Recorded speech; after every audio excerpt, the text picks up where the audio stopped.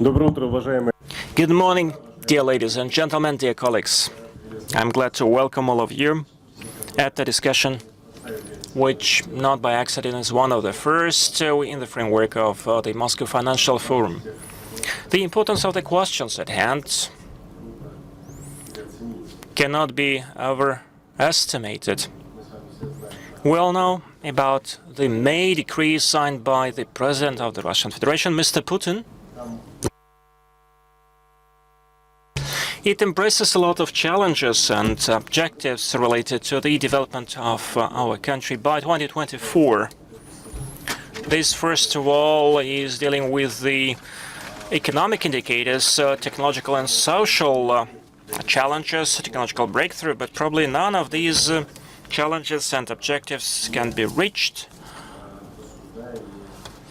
without discussing and preparing the people for that. So, outside the human capital, which serves as a foundation for addressing all the objectives and the spheres we are going to discuss, culture and education are of paramount importance to provide for the breakthroughs highlighted by the President. We'll speak about the project approach in the public governance. This topic is quite popular, is a buzzword all over the world. This approach is being implemented at the federal level, at the municipal level, but probably it's simpler to speak about the project approach to such spheres as construction, and let's put it mildly, a little bit more complicated to speak about that in the area of culture and education. So that's the first question, whether we're going to use this approach there, or it would be way far too difficult to do for all of us. A couple of days ago, on September the 3rd, on Monday, the Council on the Economic Development adopted the projects on culture and education, and the projects from the Ministry of Culture were discussed before. And this is what we're going to discuss today. Let me introduce to you the participants in our today's discussion. We have outstanding speakers, and I'm sure that the topics at hand will be highlighted brilliantly. So let me start from my left. Mr. Kotyakov, Deputy Finance Minister of the Russian Federation. Yelena Shmelyova, who is President of Talent and Success Foundation. Ms. Rakova, Director General of the Fund for the New Types of Development. Mr. Kuzminov will join us a bit later. Ms. Yachevskaya, Deputy Chair, Member of the Management Board of the Bank of Development of the Foreign Economic Activity. Mr. Morozov and others. But sadly, we'd like to make this discussion interactive. And saying that, I'd like to ask you to take your smartphones as far as we are going to have a polling. That's the name of the voting we're going to have at the moment. Let us think about what main results are to be obtained when implementing the public projects in the areas of education and culture. We're going to use www.menti.com. If you visit it, you will see a box where you have to type in a code. So it is 446945, if my site doesn't betray me. So let us spend 1 minute on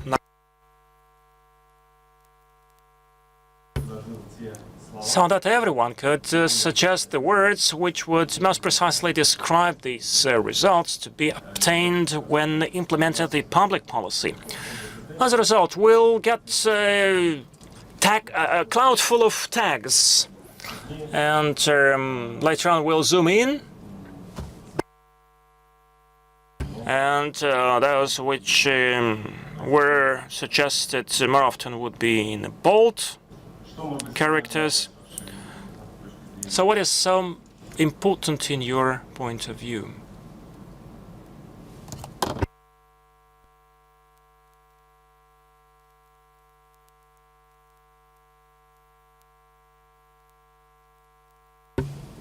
Have you mastered the technology?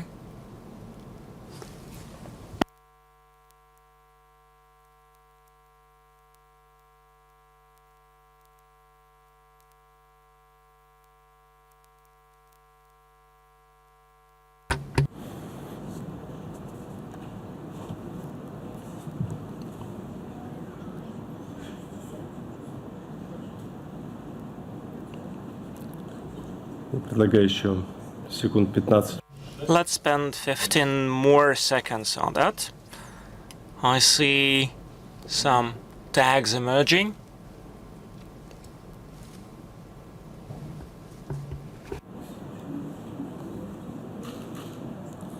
Наши спикеры тоже могут участвовать. Everyone can participate in that polling. Так, ну мы видим, что We'll see that number one is taken by such results as quality, accessibility, human capital, success, justice, stop brain drain, competition. I think that we will revisit this list a bit later. Dear colleagues, and I have one more request to you. Today we are going to have the second vote and the second polling, and for that you will need mobile application of the Moscow Financial Forum. If you have not installed it yet, please download it using Google Play or App Store. And later we're going to have this second polling. Let's move forward. The two main words here are quality and accessibility. But still one of the words there was funding or finances. So let's start our forum with that, and saying that I'm passing the floor to Mr. Kotyakov, Deputy Finance Minister. Good afternoon, thank you so much. I'd like to welcome everyone at this Moscow Financial Forum, in particular at our panel discussion dedicated to culture and education. I'd like to say that exactly 1 year ago, the Moscow Financial Forum 2017 discussed such a significant topic as the human capital development.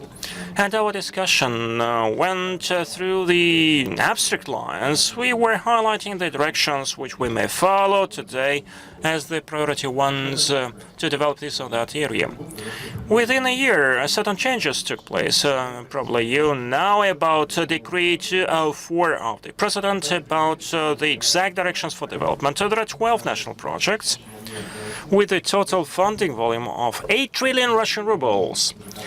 We may specifically discuss the measures to develop these areas, and we get certain financial support.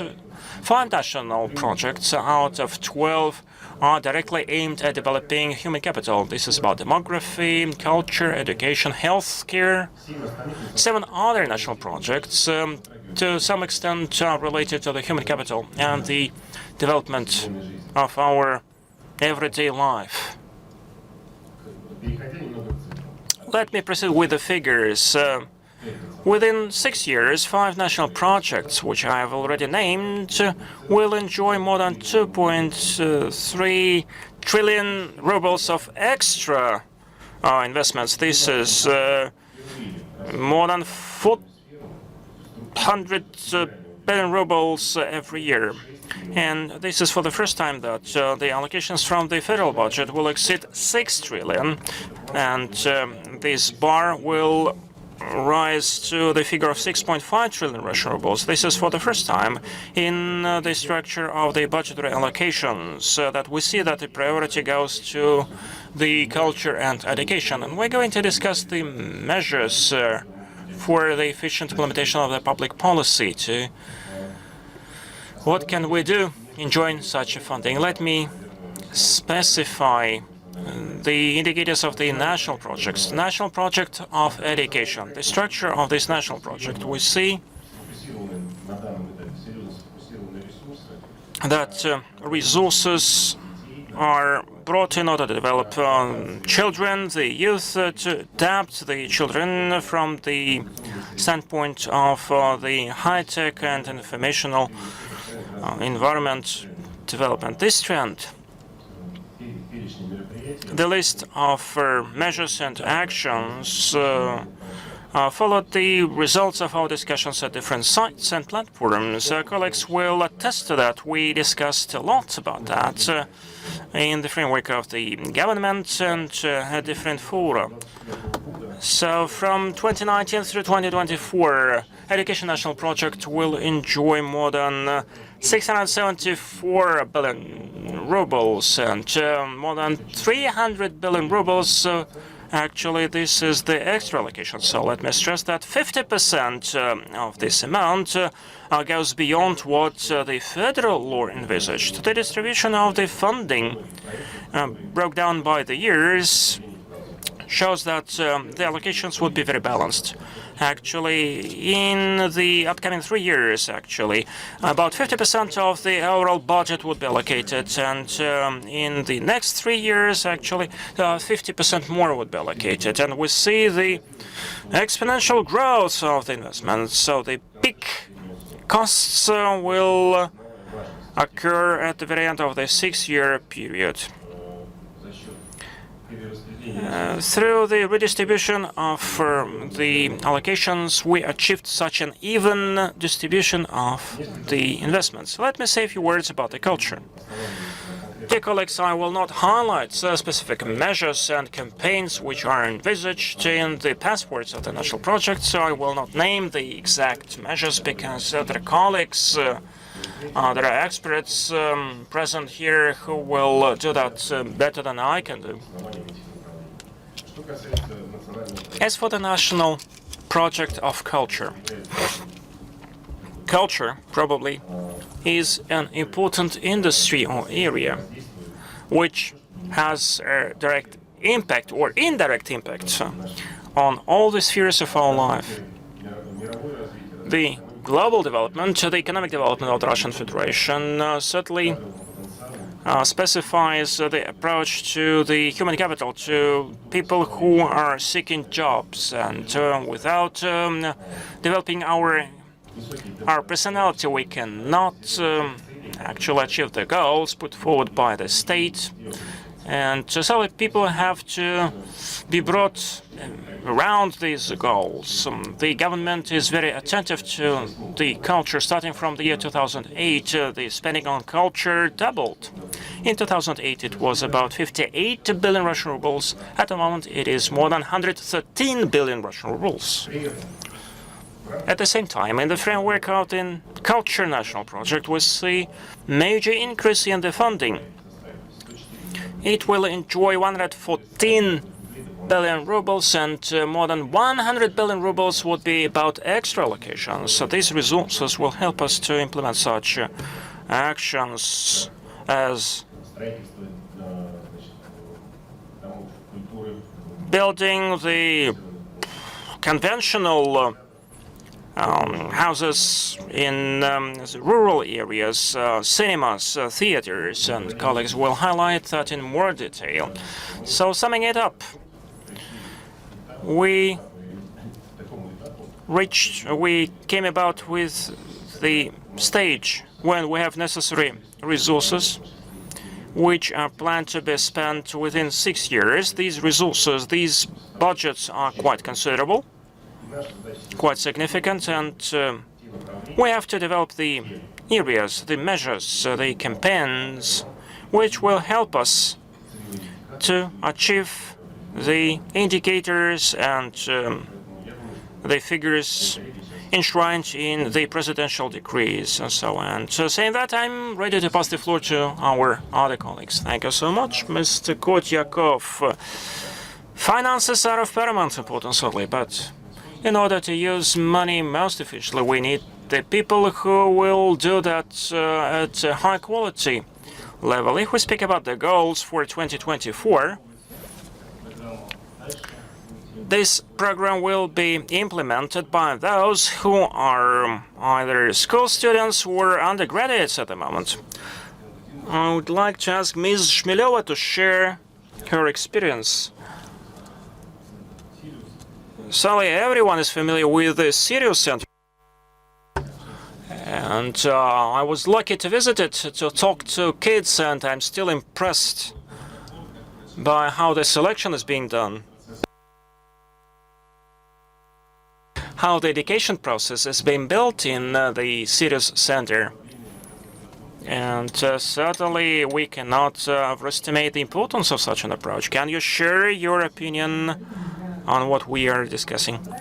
Let me congratulate everyone on attending this forum. We are starting with the education, its goals, and certainly these goals have to be transmitted onto the children, not only those who are coming to Sirius, but everywhere in Russia they have to realize that what goals they set for themselves, it will determine our future in 10 years period or 15 years period, and it will depend our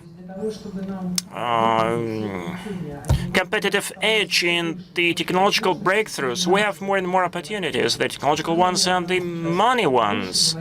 Therefore, we have to speak more about the goals and objectives for the education, because actually this is interdisciplinary area. It is related to the challenges enshrined in the strategy for the technological development, and certainly they imply a different approach to training people for technologies, for science, and for culture. And this is thanks to the efforts on the implementation of the project-based approach and the work with the school students, and thanks to the partners such as Sirius, who act as mentors for the school teachers and for the school children. Over the last 5 years, we have built a new type of the educational programs, very comprehensive, very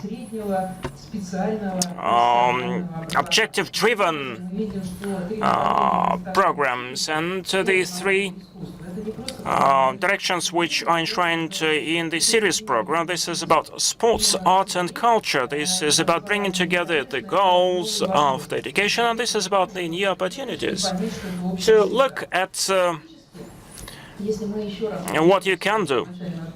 If we come back to the economics, and if we remember the latest St. Petersburg Economic Forum, actually we will find out that trust and confidence, this is what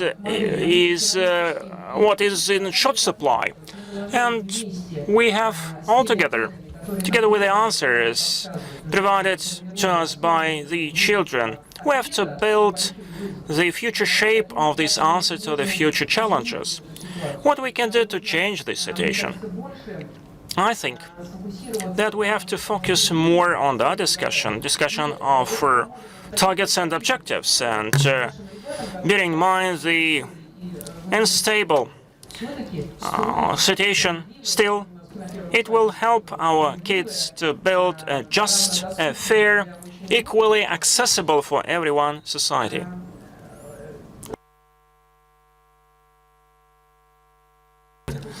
And let us discuss how do we see our graduates and school leavers. We have to answer the question what we expect from the educational programs we are going to develop and to bring about in the upcoming 3 years. Probably we have to understand that in order to be clear and legible, you have to assume the basic conditions for the science development, education development, and this should be included into the educational programs. So you don't have to be a niche expert which understands all the main directions for the development of science and technology, and that this should be implemented at the secondary school now, so that by the time of high school, school student is ready to develop some IT technologies and is ready to implement that in real life. Certainly, grade 5, he or she has to be interested in the subject. So if we speak about the technologies or creating the techno centers, discussing foreign and economic problems with a regional touch, that means that it enables us to reinforce the infrastructure for the education system. But if we don't change the attitude towards the school teachers or the university professors in real life, if we don't start together with our school students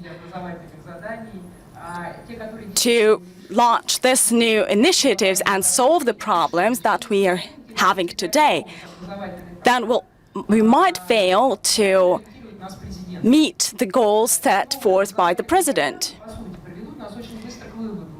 And that will bring us to a conclusion that developing the technologies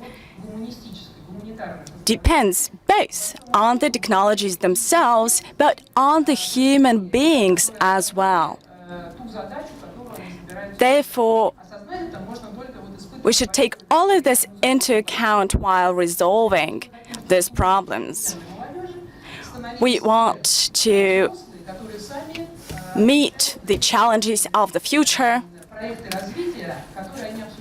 and that's why we are discussing the global development projects right now with our students in the centers, because we want them to have the professional status that would enable them to resolve the upcoming challenges. So let's continue to specify the education goals and develop potential for humanitarian and cultural creativity, because now we have more and more opportunities, not only on the federal level, but on the regional levels as well. We should create more and more platforms for discussions, because that would be the only way for our kids to develop the capacities to further implement the goals that we set forth. Because pupils at school as well as university students should take active part in those development centers. That is rather natural, it seems to me, because we have strong regional centers and they have their own agendas. But I think we should make a shift in ideology. We should strengthen our regional platforms. That means that there is the whole field of different ideas. We need to prepare the leaders for the 21st and even the 22nd centuries. It's not only serious in my center, but there are also regional other platforms. And we have already elaborated quite efficient instruments to work with young people. But it's only up to us to make the implementation of the program efficient. The challenge is set before us all. Our solutions should be strategic. These new education programs should be applicable to new regional platforms, and all of that would be made possible only in case that we make a specific focus on the humanitarian aspect, not only the technological one. That's exactly this idea that I'd like to add. Thank you so much, Alan. We'll continue the issue of education later with Mr. Kuzminov. Now let's switch to culture. I'd give the floor to Olga now.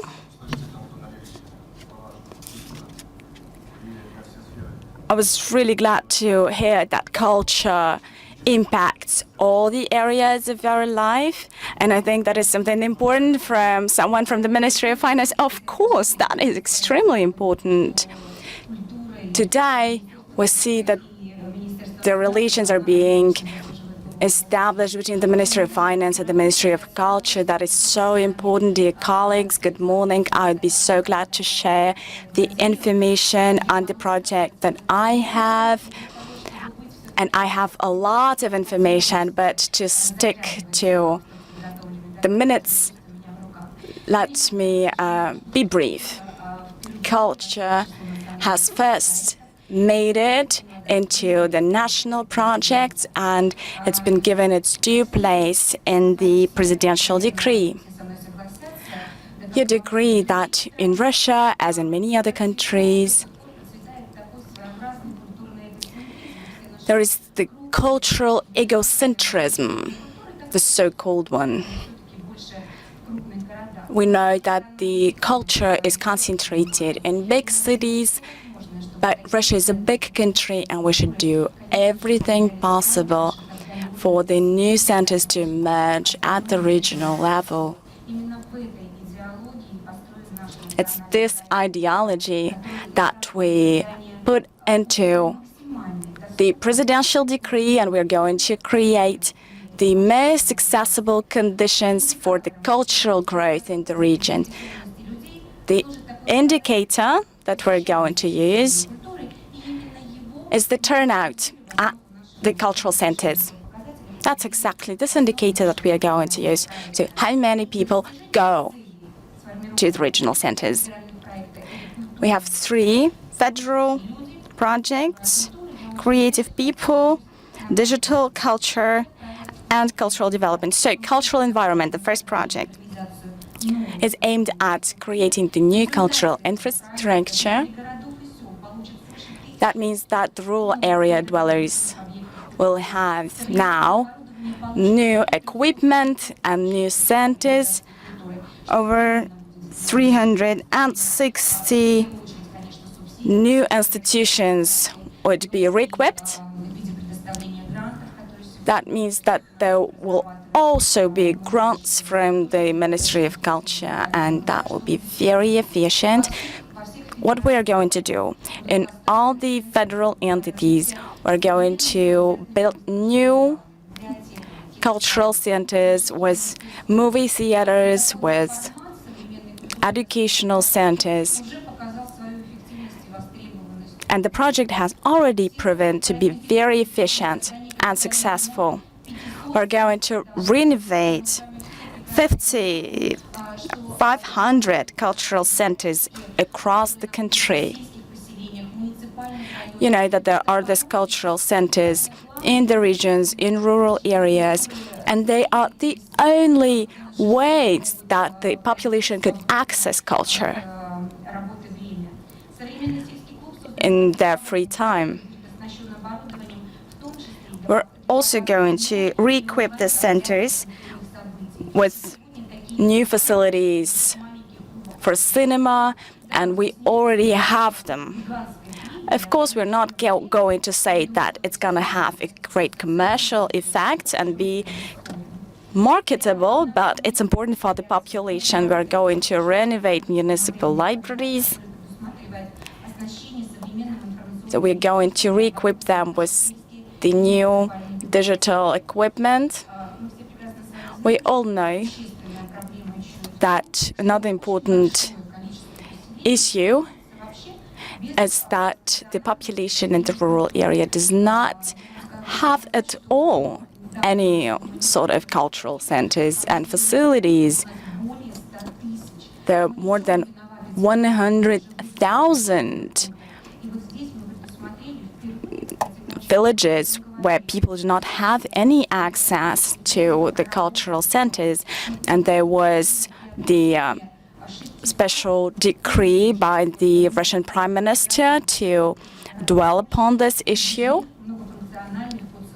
That's why we're going to create new multi-functional cultural centers in those areas as well. Another important issue is the infrastructure for children.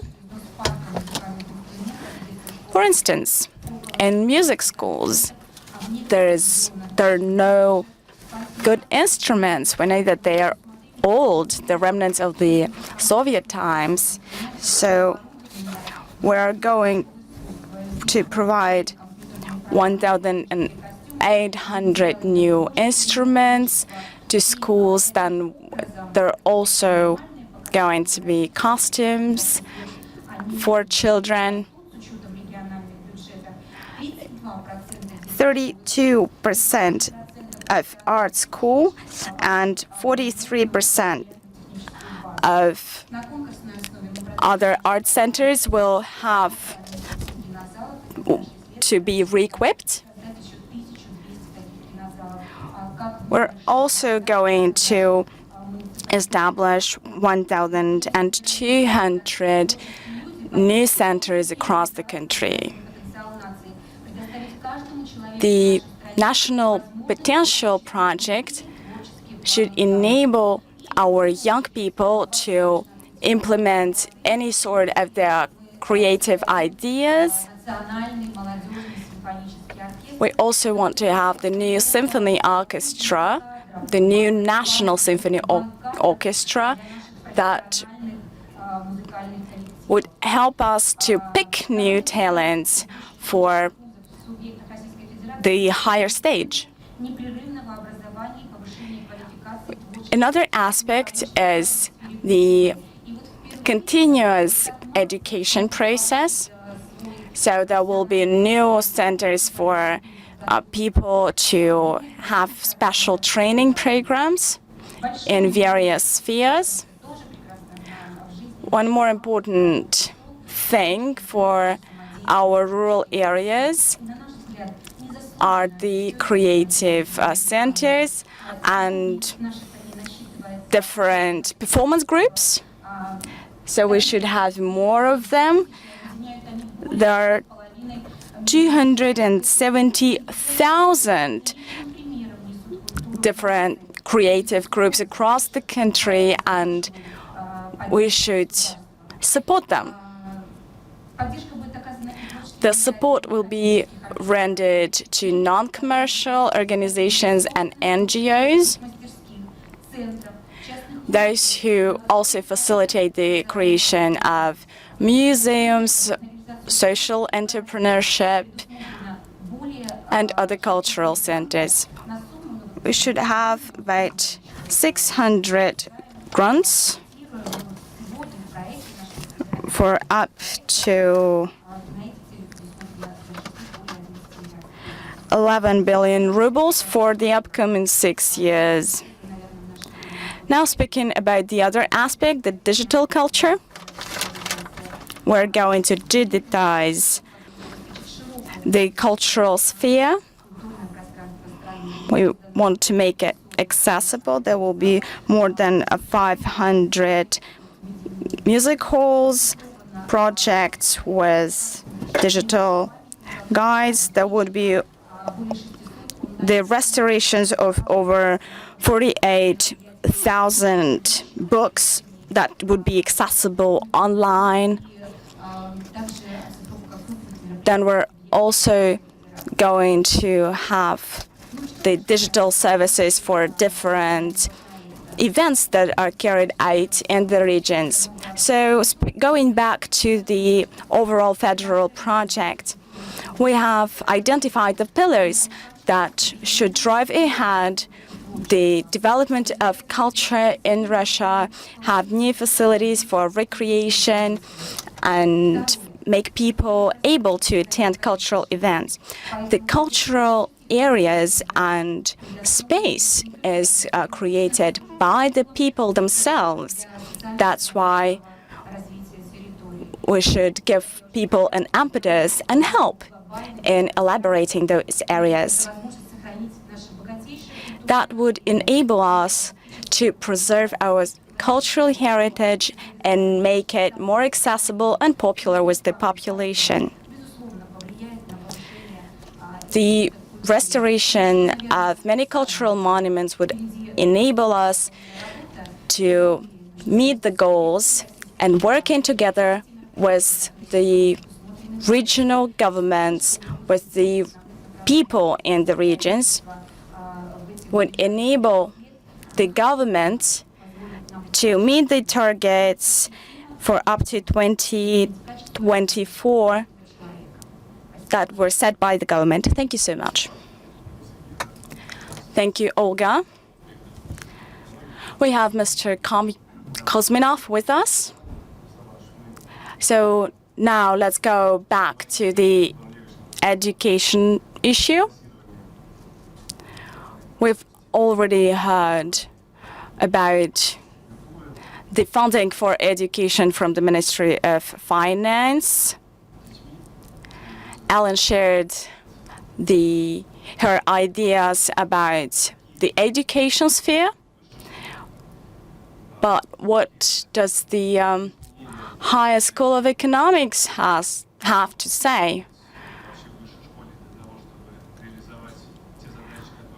about the goals set forth by the President in May?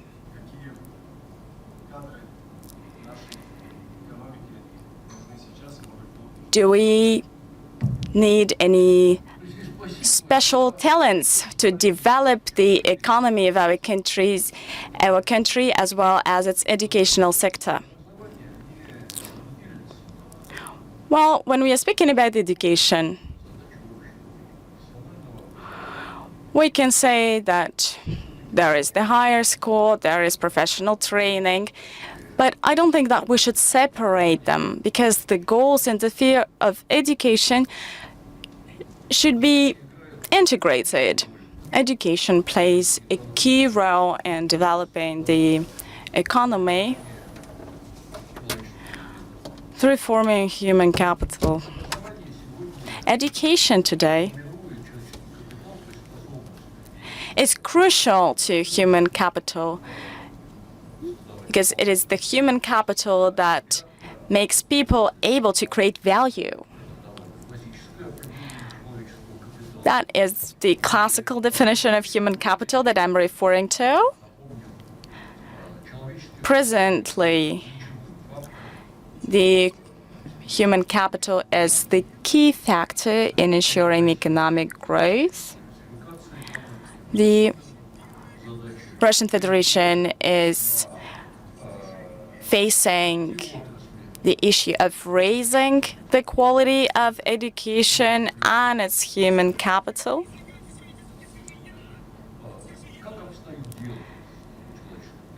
So, what does the situation look like today? First of all, we are short-handed for labor.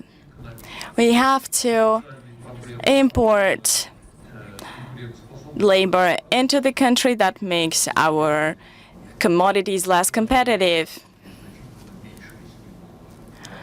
Labor migrants are the crucial pillar of developing our economy.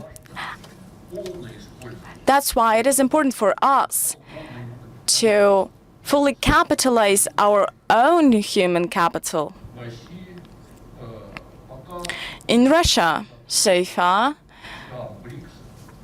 we can say that the situation is not very different from other BRICS countries. If we speak about successful alumni, those who make up the positive human capital,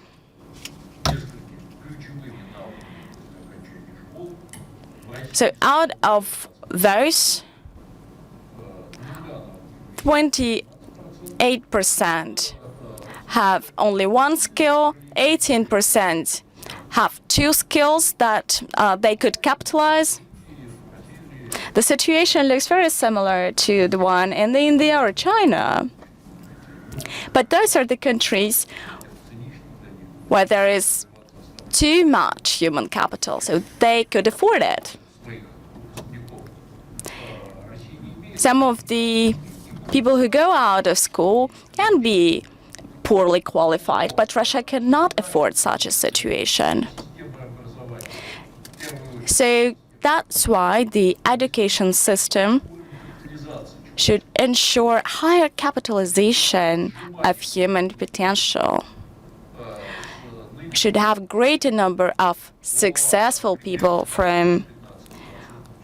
we should increase that by 10–15% in the upcoming 10 years. The general education system is the key pillar and the greatest challenge that we are facing today. The main reason for that is retaining of the traditional classroom-based system, and the classroom and lesson system certainly may help us reach high capitalization if we actually, some teachers will work with the backbenchers. Some teachers will work with the most talented, the smartest students, and actually in most countries which tackle this problem, such as Finland, this is the model which implies 2 teachers within 1 classroom. This will double the budgets, and in some countries,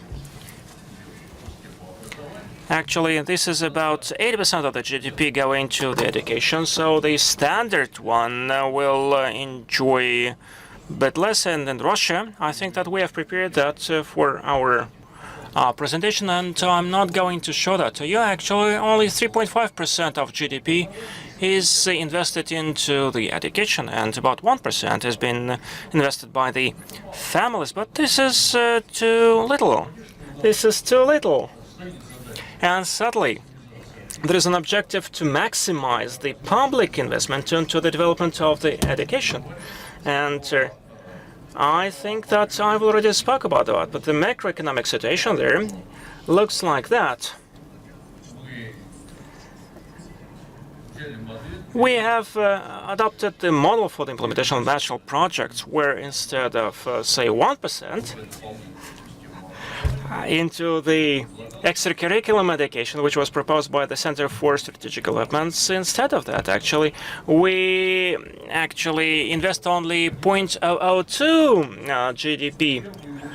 And this is dramatically different model, meaning that we have to look for new opportunities, totally different opportunities, so that having limited resources still could reach the results which other countries enjoy just by means of more investments and involving more people into the education. So whether it is possible or not, yes, it is possible.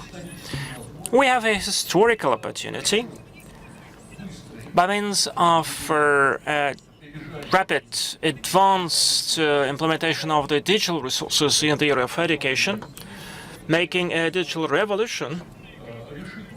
We can address the problems, at least make some progress in addressing these problems, in order to catch up with other countries which tackle this problem by other resources. This is about a new methodology, using of simulators and the broad use of the online courses.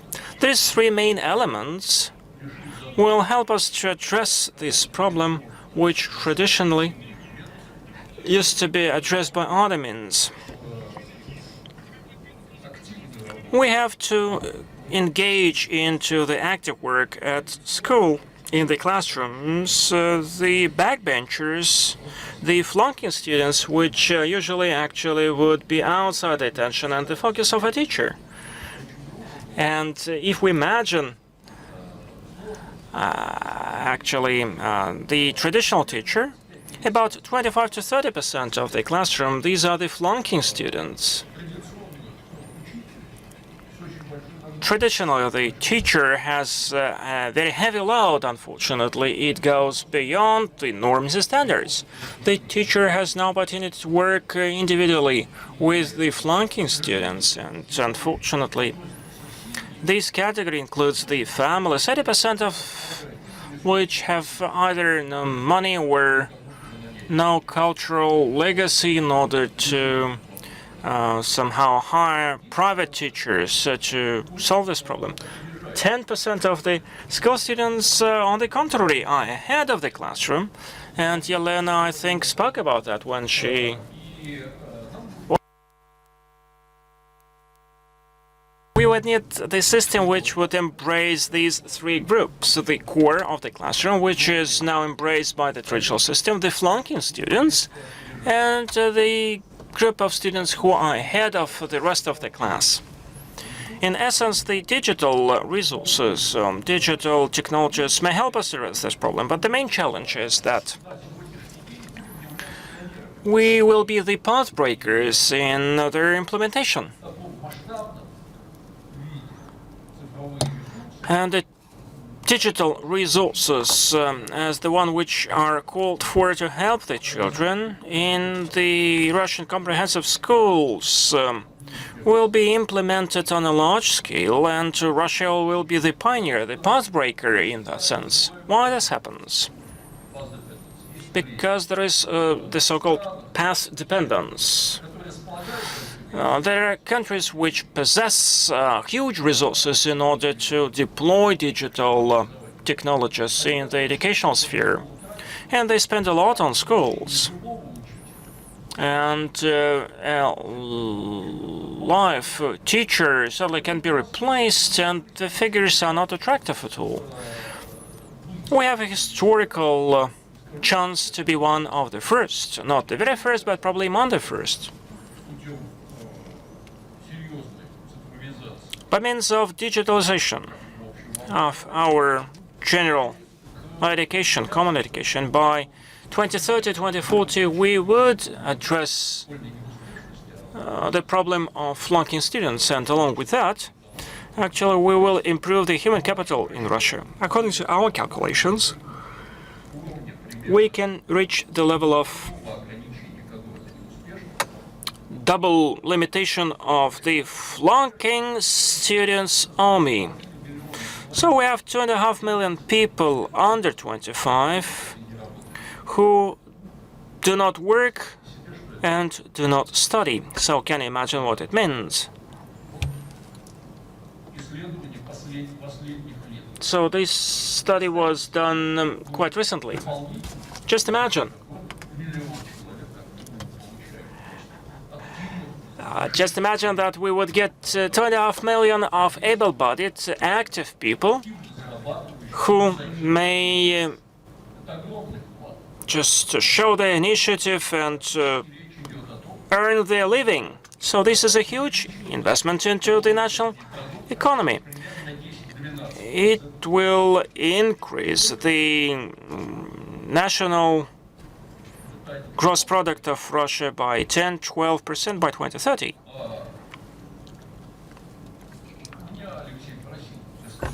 Mr. Komisarov asked me to speak about the professional education or vocational education, but the vocational education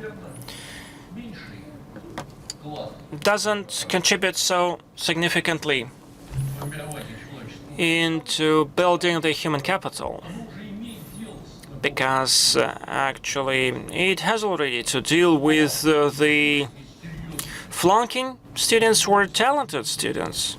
But even there, we can change the situation for the better.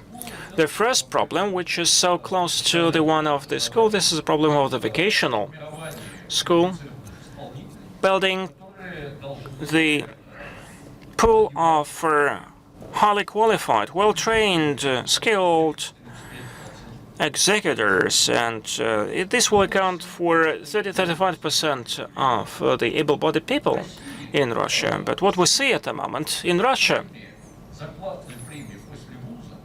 the compensation after the university, and this is the main measurement, is 60–65%. This is the average figure, but unfortunately, the compensations after, or the bonuses paid after the college or vocational school amounts only to 5–10%. If we speak about the blue-collar workers who graduated from the vocational schools, it would be either zero or negative. So it means that we have to make a dramatic change or a revolution in that sphere. And this should start with the comprehensive school. I mean, this is where children starting from grade 5 or 6 should get familiar with the modern technologies, digital technologies. And this is what the Quantolium's system did. This is an opportunity to single out most talented people, people who are ready to work with their hands. We have to give them a positive social dressing or image.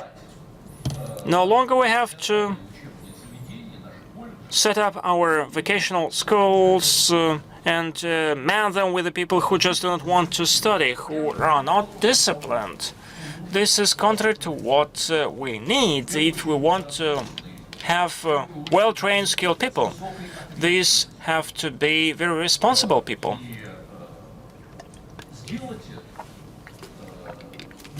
Self-disciplined people, and this can and should be done by means of the transformation or a change in the first grades of school, which makes children familiar with the technologies.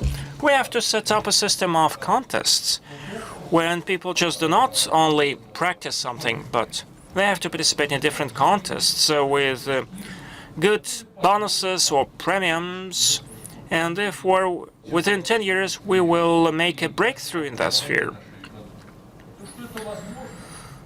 Is it possible? Yes, it is attested to by what Ms. Rakova did using Quantolium's approach, and this is what Assis World Skills did within several years. This showed that we can really do that.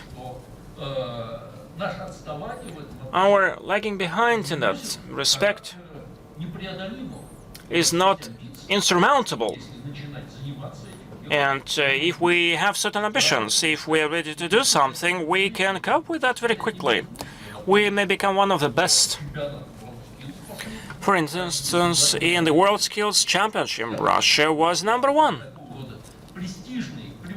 Once it actually decided to use the primary technologies, actually, within 5 years, we started with the last place. Now we are #1. This is what concerns the vocational training. Let me speak about the higher school. So the higher school development has become a social imperative. Why? That's good, because it actually adds to the ambition to lifelong training or lifelong education to grow socially. But the very structure of the higher education is not so good, meaning that this demand from the population is not satisfied with any supply. We have a lot of distance learning trainings and a lot of trainings by correspondence. We have about 39% of the by correspondence students. Unfortunately, the quality of the by correspondence education leaves much to be desired very often.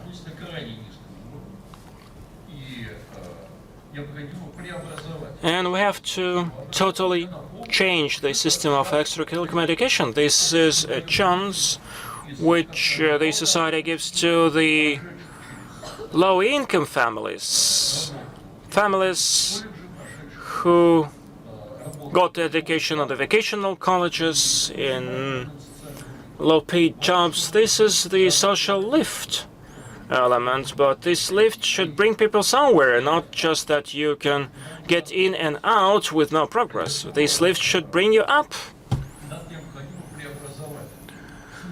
We have to transform the system of by correspondence high school education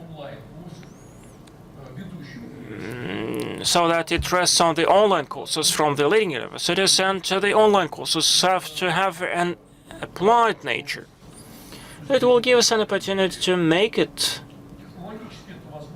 at least technologically possible. It doesn't require a lot of investments, a lot of costs, but certainly it will require from the ministry to get back to the social system of investing into the by correspondence education. So at the moment, actually, these investments amount to 0.1% of what is done in class, and we have to double this figure. This is a very serious problem, and unfortunately, I do not see this incorporated into the national projects. The second problem is the problem of the applied BA courses. The applied BA courses actually are used everywhere but Russia. Our president 5 years ago put forward the objective to move to the applied BA programs, and this objective was neglected by the government. So in his May decrees, the president put forward this objective again. The applied BA is the problem of a totally different image of the executors, of the blue-collar workers, handicraft workers.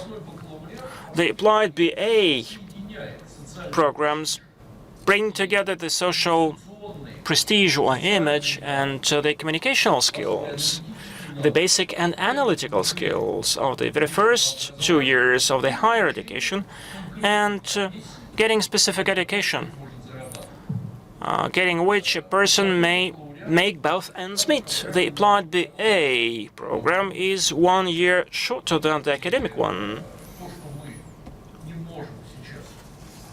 And the fact that we cannot transform the programs which are not popular, the programs which are excessive, meaning that there are too many students opting for that, into the BA of applied science. This is the problem of shortage of money. Up to 30% of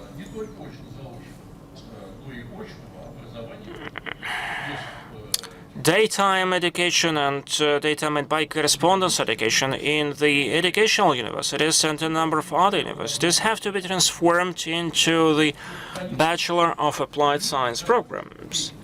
Because people graduating from those programs, still they would have to work manually, but actually they have no skills, they have no qualification. They would start with the lowest position, and they would get more and more skills on job.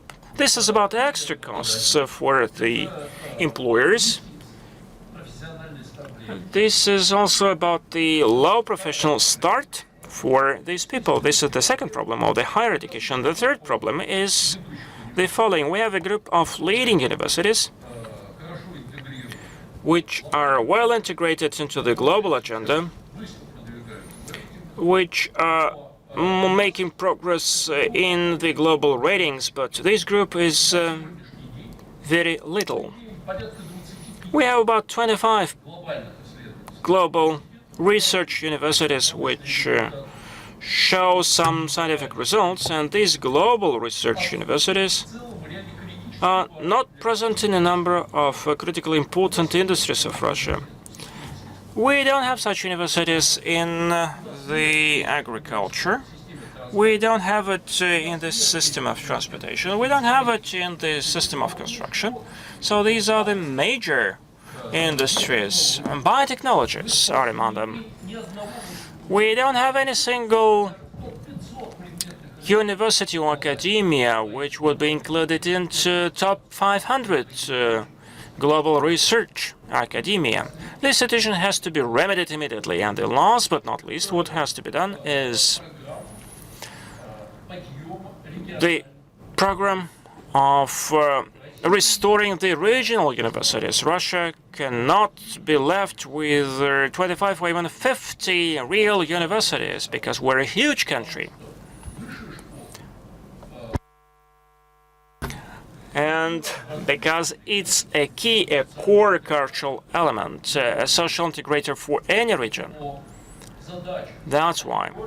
The objective is to set up the core university, which would be complemented with a number of regional schools, which would provide for high-quality training comparable with the leading universities.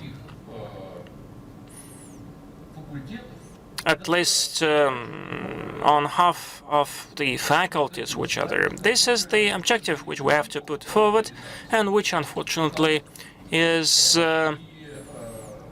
omitted in the May decrees.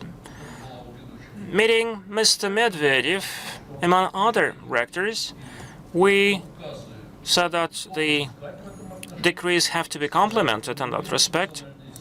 We have to bring about some national objectives to restore the regional national school. Otherwise, our higher school or higher education system will be insufficient. What can the professional education give us? It could give us the increase in the human capital, but because the main issue is the general education program. However, the output would be 2 to 3%, but different from general schools. We would get the results from reforming the professional school not in 20 years, but in 5 to 7 years. So that would yield results to 2022, 2023. That's why I believe improving professional education in Russia is the critical issue. Thank you so much, Mr. Kuzminov. We started our discussions with Mr. Komisarov. He claimed that we need to increase finance for culture and education. You also mentioned that there are not enough funds, but we cannot always rely on the budget, right? Well, could you please comment, Mr. Komisarov? I believe it's important to have a dialogue. We meet with Mr. Kuzminov quite often, and we understand that the targets you set are always quite high, and that what enables us to move forward. So we look at new technologies, at new developments that would enable us to act with our restricted, limited resources that makes us move ahead. But besides optimizing them, we should also bring in some private funding. So could I pass the word now to Ms. Yachevskaya? So are there any private-public partnership resources that could be used for national projects in the social sphere? So could the population also get involved? Thank you so much. Good morning, dear colleagues.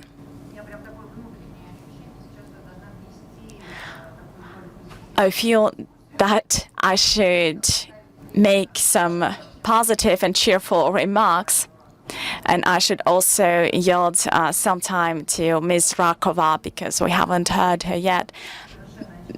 But let's stick to the crucial. The resources that are spent today are quite substantial, and they are being increased. But, however, there are no direct effects. Therefore, it seems there should be some new instruments elaborated. That's why my bank sees that those instruments should be elaborated, and we'd be happy that our colleagues hear us and heed to us, so that they could responsibly implement the tasks that we set forth. Let me begin with figures. 8.5 billion is the consolidated budget for the social sphere.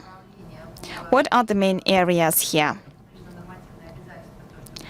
Are the public obligations, the public services, and the third area are project spendings. So I believe this is the spending that could be called, from my point of view, the budget investment, something that we spend for procurement. So this is the way our bank could enable new instruments. Speaking about what we suggest,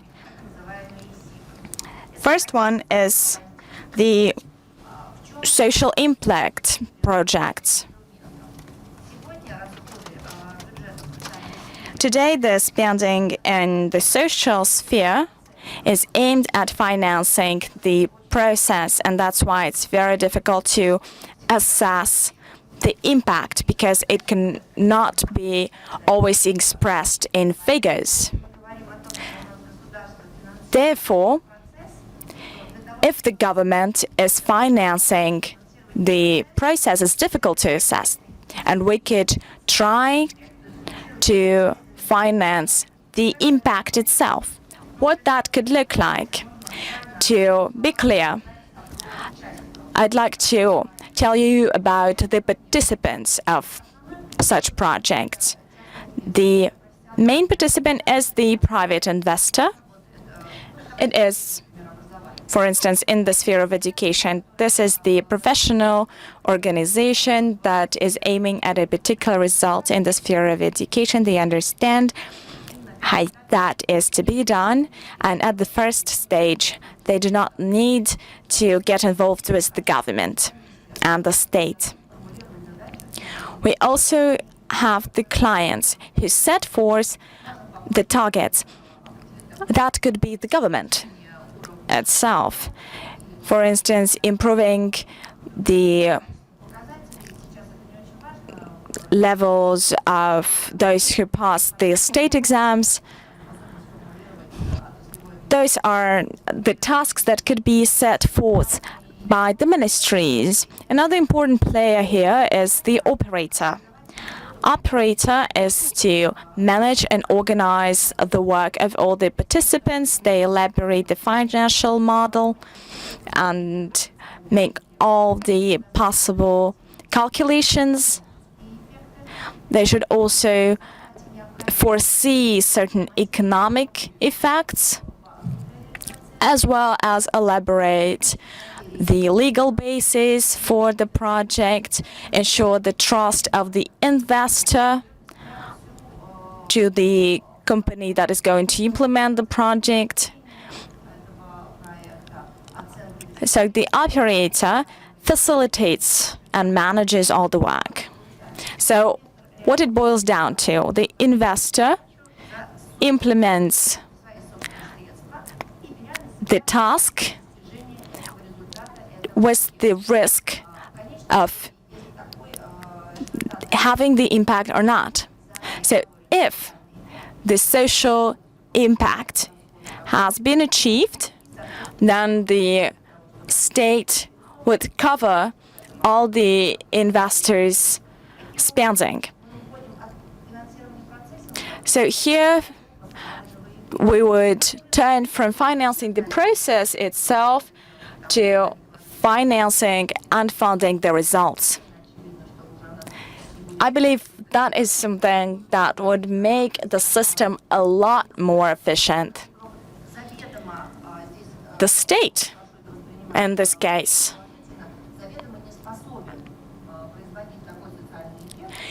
is not able to produce the social impact, it should not be done by the state. It should be done by professional players on the market.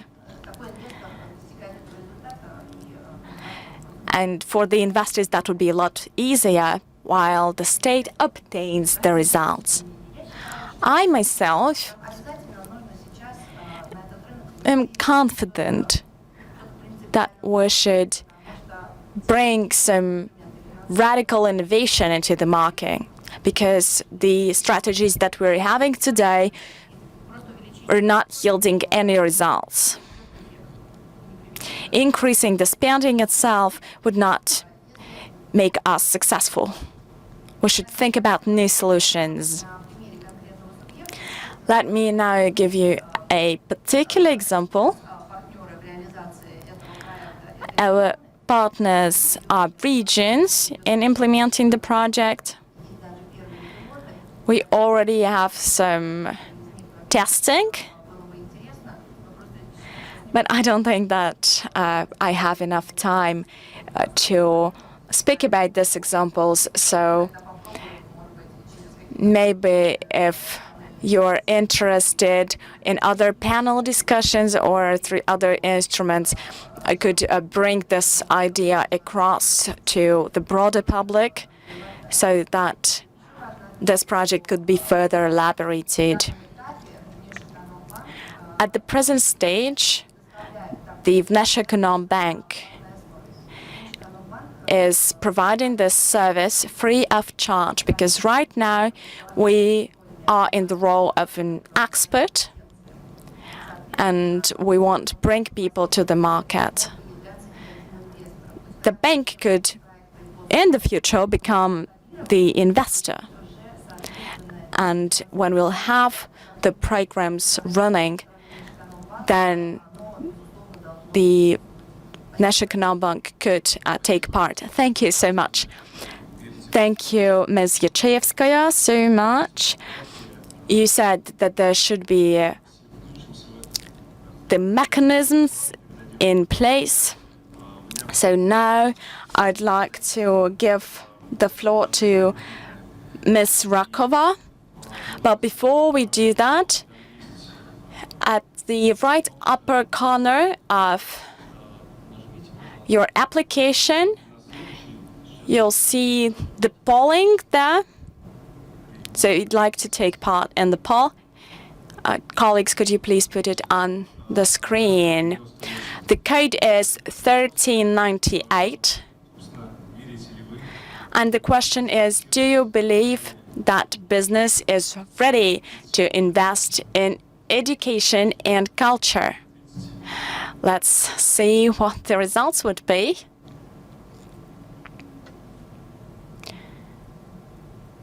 Yes, no, only as a donor. So these are the three options.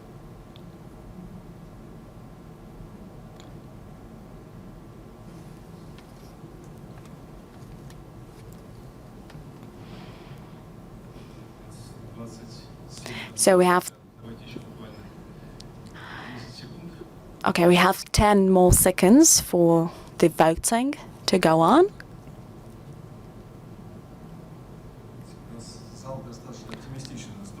I see that we have a lot of optimists in the audience. So we see that there is an overwhelming majority of those who believe that there should be investments.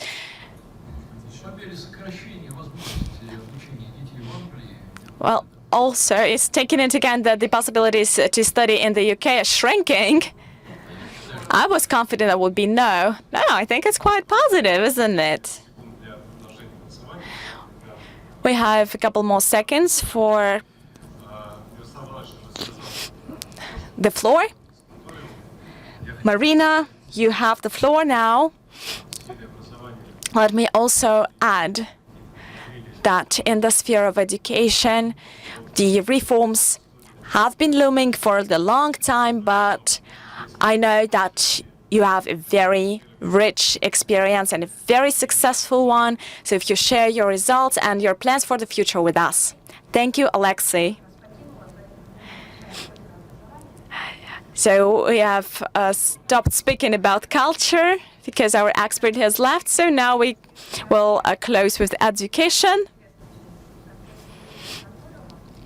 Well, I'm not going to speak about quintoriums here because I speak about them quite often. Let me speak about the funding first. If there's sufficient or insufficient funding, right now we understand that we are poorly using the budget that we have because the budget for education is quite big.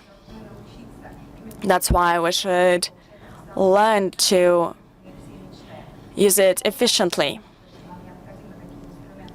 We should have the instruments that were brought in by Ms. Yachevskaya, and the Vocational Bank will become our main partner for our projects, one of the leading partners. So speaking about the national projects for education development, we were basing on the goals 2024.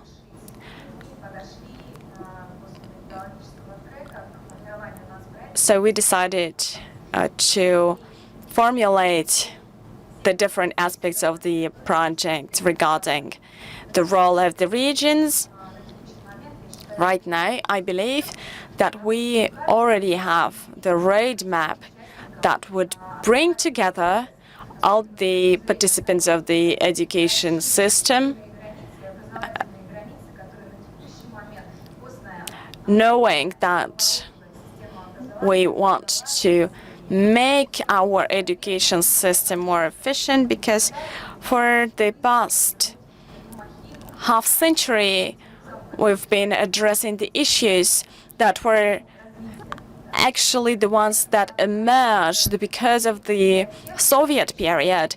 But we have to look ahead, and I believe that our new project will yield quick results, and it would also enable us to think in long term. There are 10 federal projects in the roadmap. The first one deals with general education. There will be 2 shifts because there are 4 regions in Russia where there are 3 shifts for school students. Let me once again speak about the roadmap. The structure of forming the national project, it seems that we're speaking about infrastructure always, that we are always building something. What we decided is that there are 3 main areas: the substance, the personnel, and the equipment. So all of this should be done against the legal framework in place. So that would enable us to assess the CPI and other indicators. Another aspect is success of every child. It seems this is one of the spheres where we can make different techniques work, and we can try different ideas. Here we support talented kids, and we draw on the serious experience working together with Elena. And I really hope that the gifted kids would be able to have a brighter future. We have quintoriums launched across the whole country. We're also going to have mobile quantoriums. This is the project that would enable kids from rural areas to have access to top-notch education programs. The third aspect is to make universities more professionalized and to link them with the kids early so that school children have access to university labs. The first 3 centers in biotechnology are going to be open this very year. By the end of the project implementation, there will be 100 centers. Then we're going also to have IT centers. We have Java working with us, as we're also working with Yandex, DNS. They all help us to educate children on how to act and behave in the internet. Then we'll also have some professional education projects. We already heard some of that about that from Kuzminov. And you'll set a number of students will get an opportunity to do some professional testing in the most interesting places, based on the testing and highlighting certain areas which are really very interesting for the kids. So this is the Pro Victoria project. And another project is about the development of our teachers' potential. We need some throughput methodologies of mentorship in the extracurriculum programs in schools and vocational schools, and we are launching a large-scale mentorship program. This is a horizontal program when the experience is passed over from equal to equal, from Vladivostok to Kaliningrad. And this brings about a synergy and Lepton field, bring about high results. This is about the renewal and relaunch of the educational institutions, which will become the aggregators of the best practices in terms of development of the competences among the faculty. This would be about the critical thinking, designing thinking, and any subject-based competences. And the suppliers of such educational models will be the leading academia and business coaches and teachers, methodologists, etc. We will set up a network of accreditation centers where every teacher will come and identify what level he or she is at, and he will get a map of shortages and we'll get the individual track for the development so that these competences are gained, and this is what he would pass over to the children. Another project is related to the support of children, families with the children of younger age. We still expected that we will provide for such a support to all the families. This is about 20 million of different types of help. And within the 6-year period of time, it will bring about a one-stop shop system where the parents will enjoy certain support, will be helped to address the conflicts and resolve them. And this is about the distance learning for the children. My favorite project is the digital educational media. I do think that this system will change the educational system totally. There are 2 global objectives. The first objective, and the first system which will help us to analyze the big data, and based on that analysis, so that we could take decisions on improving the effectiveness and efficiency, minimizing the human impact. This is a pure figure, and this is the big data based on which we will realize on a digital level what manual is the best, what practice is the best. what set of methodologies and skills really would bring about the best results in accumulating the competences and skills. We would try to get away from the unified exam system to assessing the dynamics of making progress in our kids. And the second big advantage there, objective there, is to set up an ecosystem to improve the motivation for the kids so that they would put forward their own goals in education and would set up their own curriculum. It will embrace 3 big modules, and I think that we'll speak more about that. Another project is about the secondary vocational education. This project is aimed at really raising this level of education, making it demanded for, and not that actually it enjoys only the most flunking students from among those who failed to enter a university. This will bring closer the employers and the would-be employees when a student would master this or that educational model at a site which has the best technologies and which has the best quality of training. I think that it would be a real breakthrough approach. We would be helped with the practices and experience which Russia has already implemented. You know, the WorldSkills system, which is being deployed all around the world. And I believe that such an approach would be applied everywhere. There are 2 more projects related to the higher education.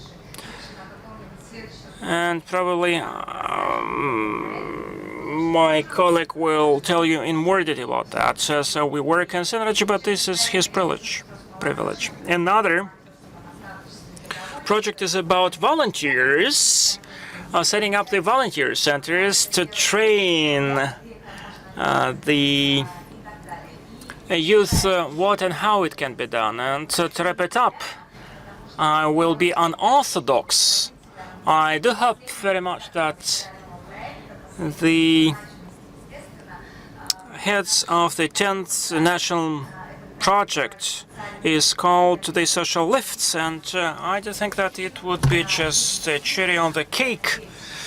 Let me pass the floor to our moderator, Alexei Komisarov. It will help the youth to compete and to get employed by the best companies. Alexei? Thank you so much.